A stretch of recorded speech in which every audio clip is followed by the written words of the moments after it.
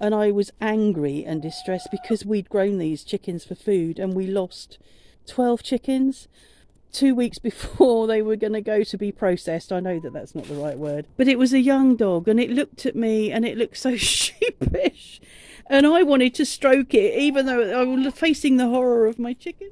So today I've got my new camera, my new phone, so I'll be interested to see how this works out. I just thought I'd show you the totem pole. It was a big, I think it was an ex-Christmas tree personally, because one year we ended up with a very old Christmas decoration, tree decoration on our garden. I couldn't work out where it had come from, and I think it had blown out of this tree that was an old Christmas tree. Anyway, obviously it got to a point where our lovely neighbour decided it should be reduced. So he brought in a tree surgeon. I watched a tree surgeon sawing all that off. They didn't take the tree down.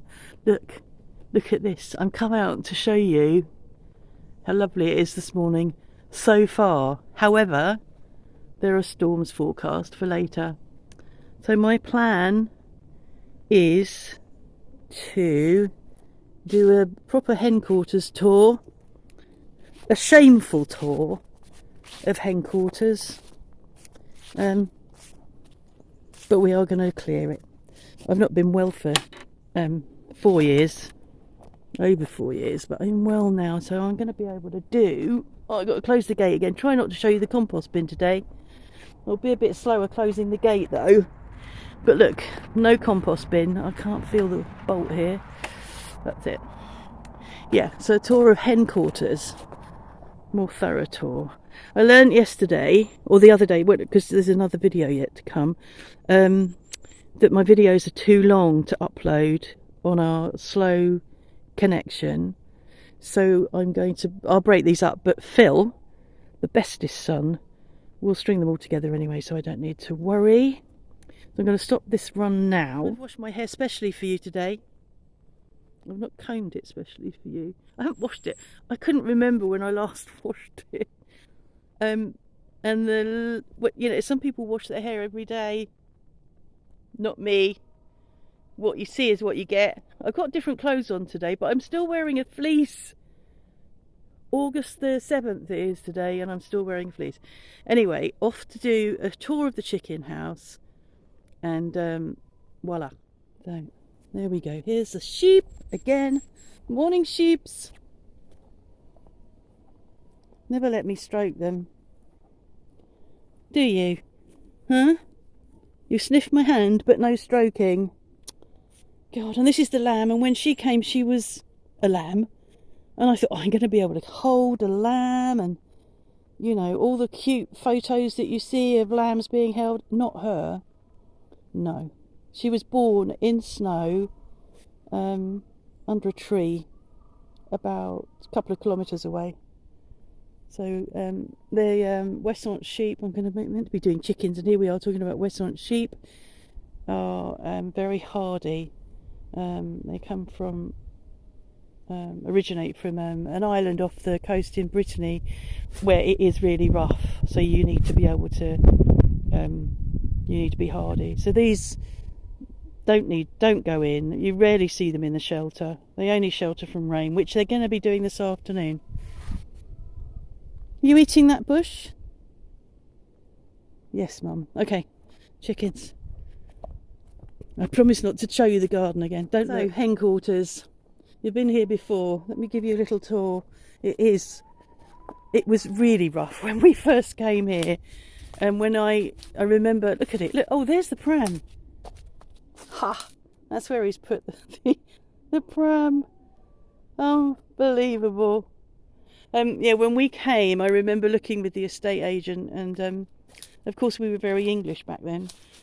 And he sort of said, "Oh, that's yours over there." And I sort of thought, "Oh, won't be using that. That's disgusting." And it was. I mean, you think it's disgusting now. It was much, much worse. So Mark made this gate a couple of months back, because the old gate, which was old bits of wardrobe, which are there, was just collapsing and whatever. So when Mark makes something, he makes it. So this gate is absolutely solid, but the weather gets to it and it still warps the wood a bit, and sometimes it's difficult to close. No sheep's in here, thank you. So let's let these girls out and then we'll do a guided tour. These are ex-battery girls, and they're very, very cute, aren't you? Huh? The most curious and friendly hens that we've ever had, and you were a sorry state when we first got you. No feathers on your back. Hey, no feathers on your back. And of course one of them we've lost, which is a shame, because they've become, we've kept pet hens for most of the time we've been in France, and I had some before, and you get used to them being killed by predators. It just is par for the course here. So I don't name them, they don't become pets, but these haven't got names. I wouldn't be able to tell them apart, but they are more like pets. I don't know what's impressive about that. You've got much nicer things to eat than welly boots, haven't you? You have. So, Henquarters. We've not been able to buy straw. I tried to buy straw at the beginning of COVID, and the person I normally buy it from was hanging on to it, understandably, and so I've had to wait for this harvest, and now I think I'm waiting until the 15th of August. I think my friend Laurence, who is a cow breeder and milk supplier and veal supplier, I think their harvest will be the 15th, so I can have some straw from them. They're very kindly doing me up some small bales, because obviously there's all the big rails. Oh no, look at it. So this roost, if you can call it that, Mark has made out of bits of tree, and these hens, when we moved them in here finally, there was a small chicken house that I bought to protect them, because the pine marten had got in through this this first bit here, this wire fencing. I don't know whether you can see it. I understand that a pine marten can actually get through this gap, and killed all the chickens. So we've spent quite a bit of money making this secure. So on the outside of this, which I'll show you in a minute because I'll go in there, there's another layer of smaller gauge mesh, but for the first part we bought a small chicken house which was along this wall, and the little bees thought actually roosting on top of the chicken house and crapping all over the roof was a good plan. So since we secured it, Mark put all this netting up, we didn't need the chicken house. So eventually I said to him, we'll take it out, clean it and sell it. And we have sold it. We sold it last week.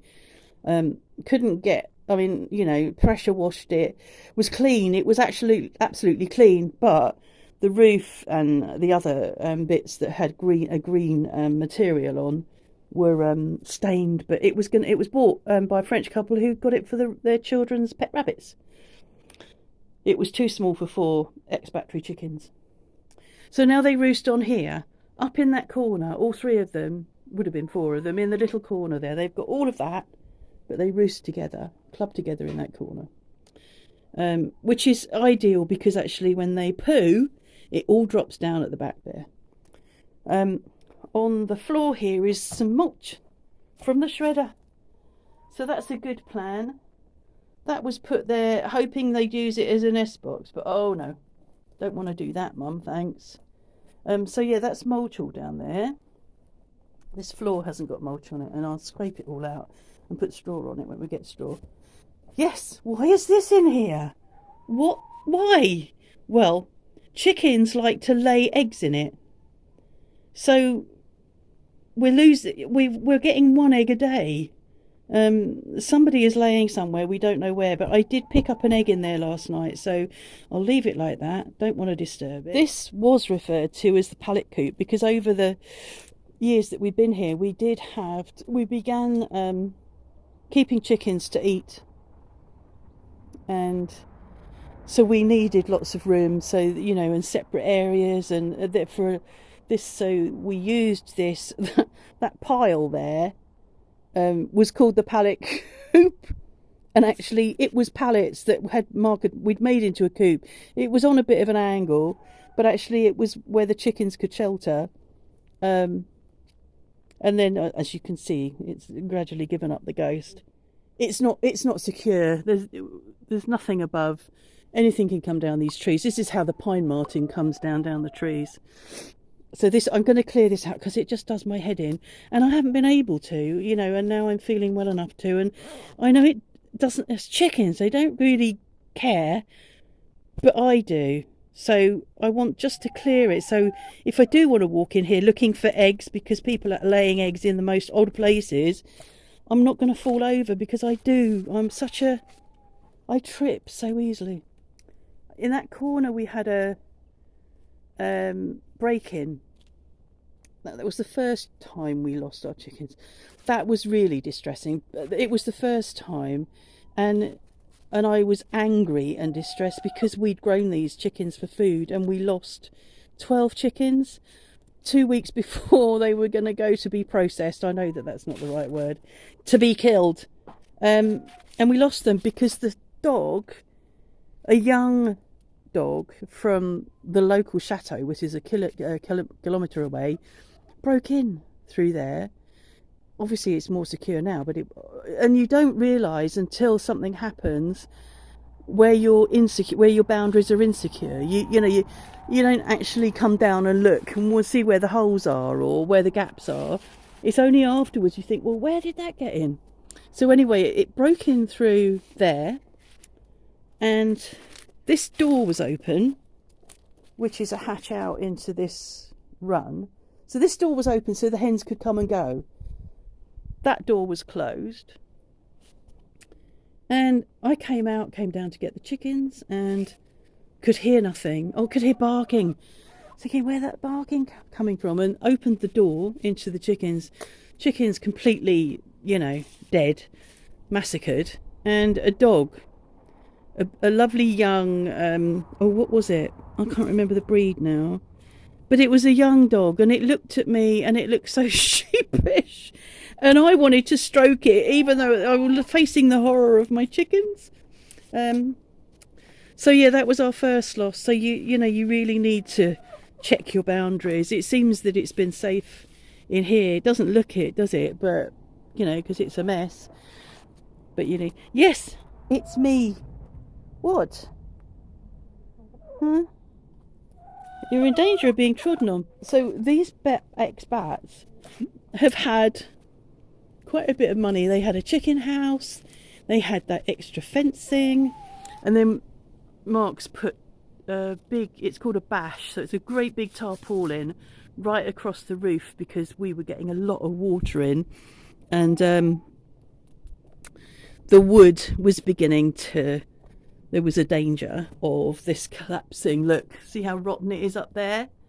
He's put in another, so there's two, holding it up. Can't think what they're called.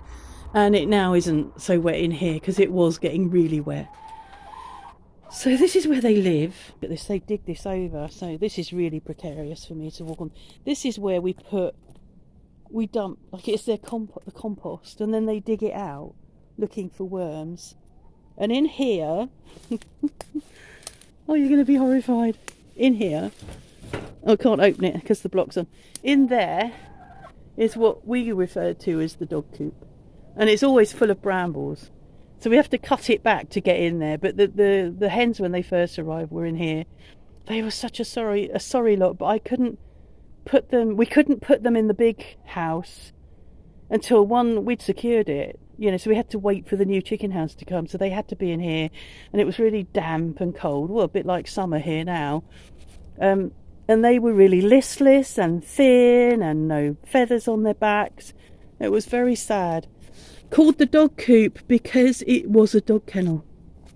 So there was a kennel in there, and In fact, when we pulled the kennel out, there was old dried dog poo on the top of it. So the poor dog was left down here as a guard for all the birds that were down here, because our neighbour who owned this place before kept chickens. He still does keep hens and pigeons, and the dog would have, guard dog, which is what the French do. They don't really give a poo. The egg laying at the moment seems to be, or was, in this corner, of course, the most inaccessible corner, but that's where they lay their eggs, isn't it, you girls?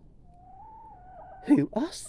So yeah, all along this wall were wooden, I don't know what they were, wooden cages. And French people keep rabbits in cages, really restricted. They're really elderberries. One lot of elderberries. Yeah, so I think that he might have kept rabbits in there. So there we go, trip over the wisteria. We had friends to stay in our second year here, and Roger cleared a lot of that out, knocked it down and cleared it, and he made the divide there for us to put compost that side. So I just stung my leg, I can feel it. Unbelievably, it is a lot better than it was.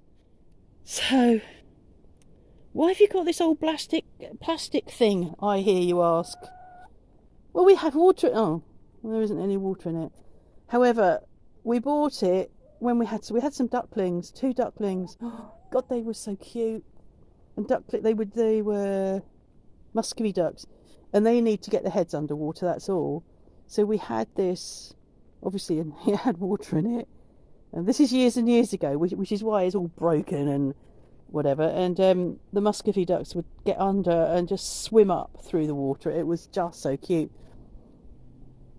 Normally there's water in there, and I'll bring some water down later and fill up all the watering things, although I don't think I'll have to because there's storms later. Muscovy ducks, 2 from ducklings. When chickens go to bed, they take themselves back, so they take themselves home and get themselves sorted, and all we have to do is come and close them up. Ducks apparently go, oh, night time, and they sit down. So we lost our ducklings, and I think that they just had wandered and thought, oh, go to sleep now, and that was it.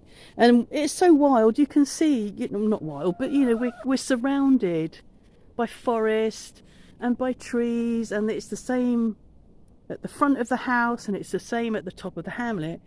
Where would you begin to look for your lost ducks? So that was that.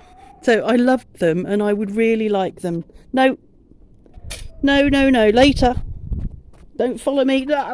So there, hopefully, that's it. That's the shaming done. Oh, did I show you the mess at the back there? Oh, you probably saw it anyway and thought, oh my God, look at the mess there. But again, it's just all bits of metal, rusted things that get pulled out. But yeah, quite often you find things that, and I found syringes down here. And when we first moved here, I found syringes and thought, oh my God, he was using drugs. Which of course he was. Over here you can buy syringes and buy medication, and you can do your own injections for your animals, and he keeps animals. I can't find that. There was a syringe laying around down here. Can't see it now. Yeah, so I don't panic about that now, but I did used to think, oh my God, there's syringes. What about my grandchildren? What if they pick one? I've never found a needle, just a couple of plastic syringes. Okay, that is the Henquarters done. Look how beautiful it is. Make the most of it. Bye, sheep. See you later.